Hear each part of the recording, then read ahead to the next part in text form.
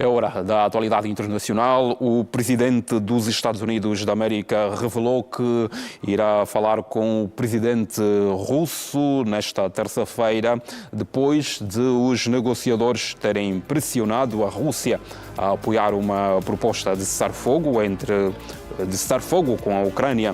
Foi feito muito trabalho durante o fim de semana. Queremos ver se conseguimos pôr fim a esta guerra, disse Trump ao fim da noite de domingo. Penso que temos uma boa hipótese, acrescentou. Trump está a tentar obter o apoio da Rússia para um cessar-fogo provisório de 30 dias e para o fim dos combates que a Ucrânia aceitou na semana passada.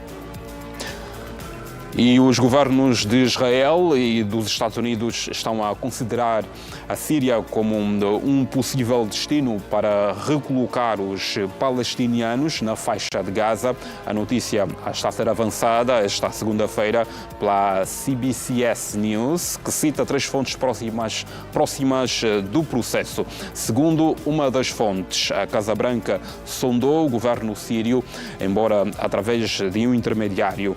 Outra fonte pertencente àquela região confirmou o contacto com Damasco, embora um alto responsável sírio tenha negado qualquer aproximação oficial.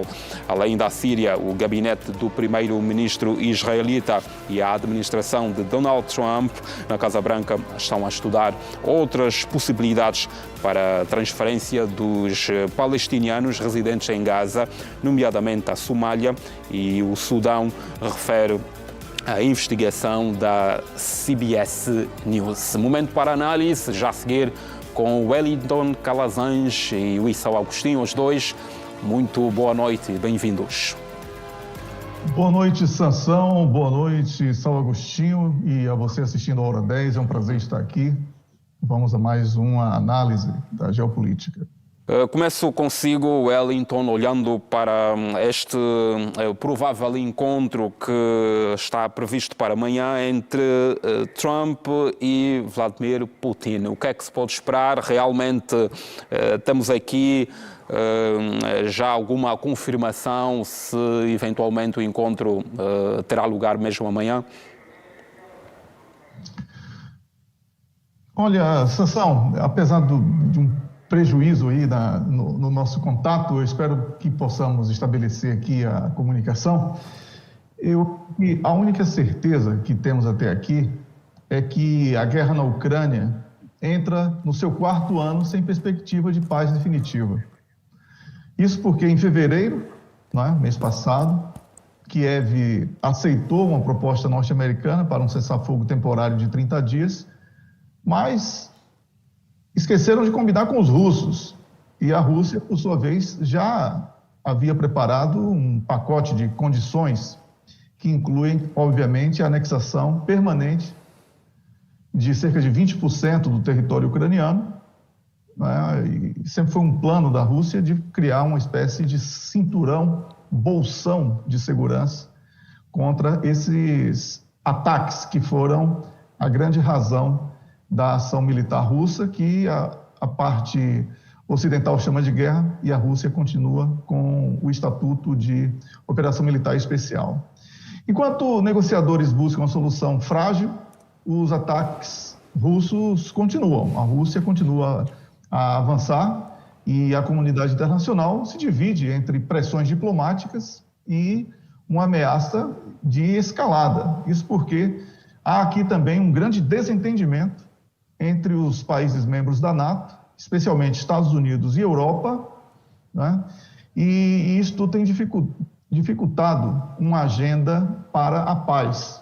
Por isso, as conversas entre Estados Unidos e Ucrânia não refletem exatamente as conversas da Europa com a Ucrânia, ainda que sejam membros do mesmo bloco militar, que é o bloco da NATO. E, por sua vez, a Rússia tem umas exigências que, para os europeus, são vistas como uma completa rendição e que legitimaria o que chamam de ocupação russa como uma vitória consumada, o que minaria, na opinião dos europeus a soberania ucraniana e criaria um precedente perigoso para conflitos globais, nas palavras aí de algumas autoridades europeias. A Rússia, por sua vez, apresenta fortes argumentos sobre os acordos não cumpridos de Minsk I e II, como também já a comprovada participação da NATO no conflito, especialmente através do uso da Ucrânia para uma guerra por procuração. Então, Sansão, é um pacote de problemas e Donald Trump anuncia que terá uma conversa com Vladimir Putin para chegar a um acordo de cessar-fogo, mas há uma contradição dentro também dos Estados Unidos. Por quê? Porque ao mesmo tempo que Donald Trump promete que vai buscar uma conversa sobre cessar-fogo, ele anuncia a intensificação da cooperação da inteligência para a Ucrânia e também de envio de equipamentos bélicos e logísticos para o exército ucraniano. Então, são dois caminhos completamente opostos, ainda que paralelos, e que tornam bastante imprevisíveis o que resultará dessa eventual conversa entre Vladimir Putin e Donald Trump. Porque nesse jogo de empurra aí, Sansão, as partes vão trocando farpas publicamente. A Europa fala uma coisa, os Estados Unidos falam outra, a Rússia fala outra. Enquanto isso, o povo ucraniano vai sofrendo cada vez mais. É o grande perdedor aí, é o povo ucraniano, que entrou nessa guerra sem nenhum aviso da realidade. Por agora, Wellington, que caminho seguir? Olhando para o que já fez referência, parece que a Europa tem os seus interesses, os Estados Unidos de igual modo, com a renovação aqui, entre aspas, do apoio militar que pretende, que disse que iria retomar para com a Ucrânia.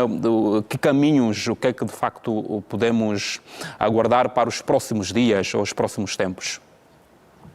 Olha, Sansão, existe realmente diferentes disputas nesta tentativa aí de negociação anunciada pelos Estados Unidos. Por isso que apontar um caminho é muito difícil, porque, eu vou dar um exemplo aqui muito claro. A administração Trump optou por uma abordagem menos agressiva. Isso é verdade, fala sobre acordo de paz, cessar-fogo, etc.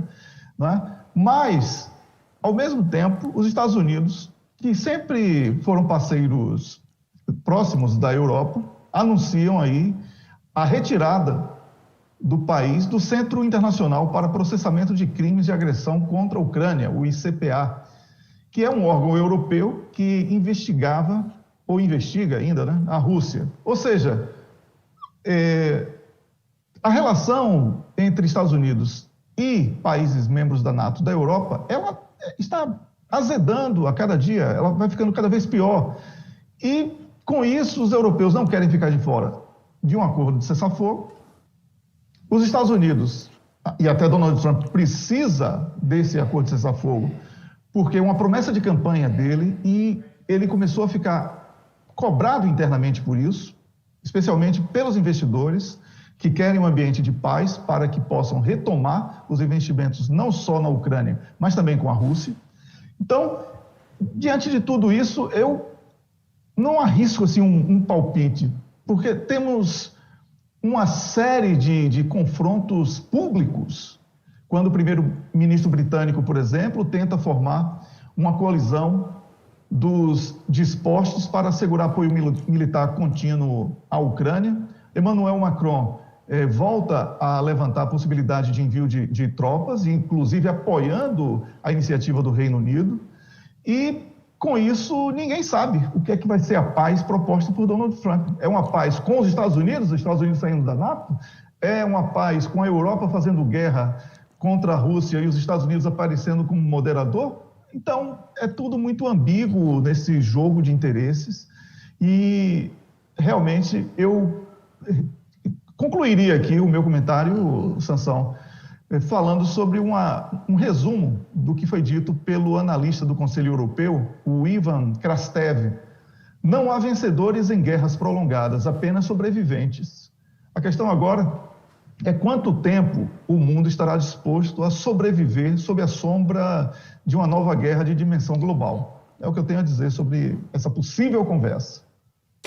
De acordo com fontes citadas pela CNN, Trump poderá abordar ou falar com Putin sobre territórios e centrais energéticas da Ucrânia. De facto, questões que dominam de alguma forma os acordos ou o acordo de cessar-fogo que se pretende assinar. Sim, é uma condição imposta pela Rússia, né, já há algum tempo, porque, como sabemos, os russos alertaram a todo instante para a necessidade de que um eventual acordo atenda a exigências de anexação de regiões como Donetsk e Lugansk e também partes do sul da Ucrânia, algo que Zelensky afirma representar um risco estratégico para os ucranianos. Então, é mais um impasse. E este impasse é muito importante porque, para o pagamento da Ucrânia aos empréstimos recebidos pelos ocidentais para esta guerra, muita coisa foi prometida e perda de território significa a impossibilidade de cumprir tudo aquilo que foi acordado. Então, a situação é bastante delicada, Sansão. Não vejo um acordo de cessar-fogo rápido, não, como tem sido prognosticado aí por Donald Trump. Vamos concluir este tema com Wellington. Pergunto-lhe, caso se consiga este acordo de cessar-fogo, quem será o fiscalizador caso haja algum incumprimento? Será mesmo os Estados Unidos, por exemplo? Bom, Sansão, eu continuo muito prejudicado para ouvir a sua pergunta, mas eu acredito que você tenha perguntado se a fiscalização de um eventual cessar-fogo, como isso deverá se dar. Pelo menos foi o que eu tentei decifrar aqui, lendo seus lábios. Eu tenho esse hábito de fazer leitura labial. Eu acredito que países que não estejam na NATO ou que não tenham manifestado publicamente aversão contra nenhuma das partes, serão os países com prioridade. Aí a União Africana entra com muita força, a China entra com muita força, porque sempre teve um propósito de promoção da paz, e o discurso da China sempre foi o mesmo, não é? Em relação ao evento militar, sempre buscou a promoção do diálogo. Então, eu não acredito que países, por exemplo, o Reino Unido, que disse que vai enviar tropas, França, que vai enviar tropas, são membros da NATO, serão aceitos pela Rússia como eventuais moderadores, porque isso poderia caracterizar um aprofundamento do problema. Então, nesse sentido que nós temos que pensar, né? Se o propósito real for o de cessar-fogo para a paz definitiva, não pode ter atores que tenham sido parte do problema, porque por mais que os países membros da NATO tentem negar, não podemos aqui dizer, em hipótese alguma, que a NATO esteve fora desse conflito.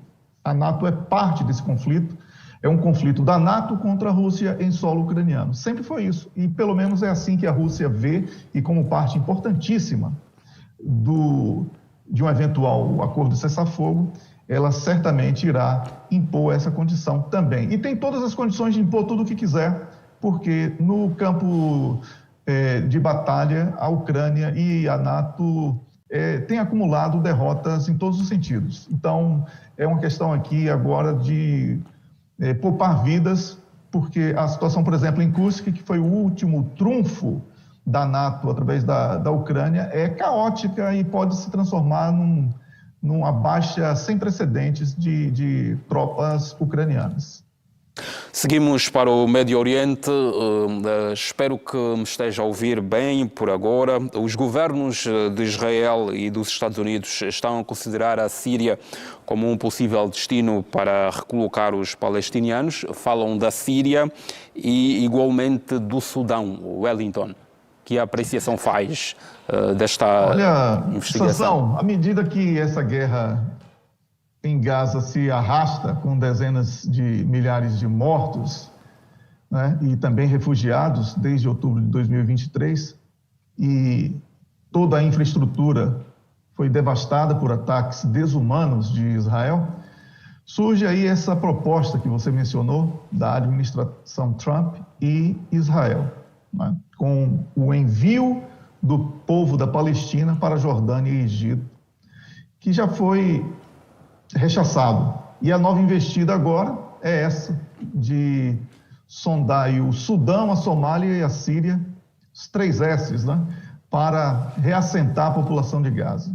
Ora, isso aqui, ninguém vai aceitar isso, né? Isso é uma falta de respeito à vida das pessoas da Palestina. Primeiro que Sudão e Síria não têm a menor condição interna hoje de manter a segurança dos próprios cidadãos, né? Isso é para começar a conversa. E o Donald Trump, ele, ao mesmo tempo que ele quer parecer ser extremamente grande, ele visivelmente é um boneco de ventríloco dos patrocinadores sionistas da sua campanha. E, com isso, ele não tem autonomia para dizer a mesma coisa que está dizendo a Zelensky ao Netanyahu. E fica nesse duplo jogo. Para a Ucrânia ele diz uma coisa e para a situação do Médio Oriente ele diz outra. Completamente incongruentes, incompatíveis. Essa ideia infame que integra agora essa visão de Trump, de resolver, né, como ele diz sempre, o conflito entre Israel e Palestina, ameaçando não apenas a reconstrução, mas também a própria existência territorial de Gaza, que sempre foi a luta do povo da Palestina. Então, essa ofensiva que dizimou mais de 90% das escolas e hospitais e que teve como vítima 70% crianças, ela deveria ser analisada por outro prisma, sob a ótica dos crimes de guerra, de um genocídio, né, que a comunidade internacional condena, e sobre a urgente necessidade do reconhecimento do Estado da Palestina. Porque somente dessa maneira o Donald Trump vai falar com sinceridade com os países da região. E não adianta ele tentar apresentar uma proposta ridícula como esta, não é? Que constitui um vilipêndio contra uma população, não é? Um verdadeiro apartheid, é esse o plano do Donald Trump com Netanyahu. E, enquanto isso, ataca o Iêmen e acredita que os países que estão unidos em torno da proteção da soberania da Palestina e dos povos palestinos irão aceitar isso pacificamente. Então, a situação no Médio Oriente, Sansão, é um barril de pólvora que este sim, poderia ser resolvido de uma maneira muito rápida. Fechar as torneiras para armas e logística militar para Israel. Ponto. Número 2, destituir Benjamin Netanyahu e os loucos que estão com ele nesse poder para que uma junta de transição pudesse ouvir a comunidade internacional e promover aí o convívio harmônico a partir do reconhecimento do Estado da Palestina. Terceiro, aceitar a reconstrução da Palestina, já proposta por vários países, inclusive países árabes, e também a China, a Rússia e outros países, para que a situação humanitária fosse, não vou dizer resolvida, mas suavizada. Tudo fora disso é mentira, tudo fora disso é ganhar tempo, empurrar com barriga, matar pessoas de fome, especialmente mulheres, crianças, idosos e vulneráveis, já sequelados por tanta perseguição e tantos ataques. Esta é a visão que eu tenho sobre este problema. Não há como tratar desse assunto ignorando tudo que vem sendo feito historicamente nas últimas décadas por Israel contra a Palestina e que agora tem em Donald Trump um apoio que um país que precisa reconquistar a confiança do mundo acaba por tentar se posicionar como um país imperialista que desrespeita a condição humana de povos e regiões. Por isso, é algo que o Donald Trump terá grandes problemas se ele acreditar realmente que terá condição de bancar uma guerra de Israel contra toda uma região. Não tem condição logística, não tem condição financeira, não tem condição militar, irá sofrer mais uma humilhante derrota, assim como foi na Ucrânia, que agora ele tenta se sair aparecendo como o grande moderador, mas é parte do problema da Ucrânia também. Então, os Estados Unidos precisam realmente repensar a condição de potência. Os Estados Unidos continuarão sendo potência, mas se insistir em querer ser potência única e não assumir imediatamente a multipolaridade, vai ter o mesmo destino do Império Romano, e isso está visível, e de uma maneira muito acelerada, porque guerra é economia e comunicação. E a comunicação hoje mostra em tempo real como há uma degradação dos Estados Unidos da América nas infraestruturas, na economia, na moral, na ética, no cumprimento de acordos, em tudo que possa sustentar as relações internacionais. Donald Trump é um problema hoje para ele e para o povo americano. Meus senhores, por hoje é tudo. Vamos ficar por aqui com a análise. Penso que me estão a ouvir e quero mesmo despedir-me e contar sempre com a vossa participação amanhã. É sempre um prazer. Até amanhã, Wellington e Sal. Até amanhã. Até amanhã, Sansão. Até amanhã, Sal Agostinho. E boa noite para você assistindo a TPA.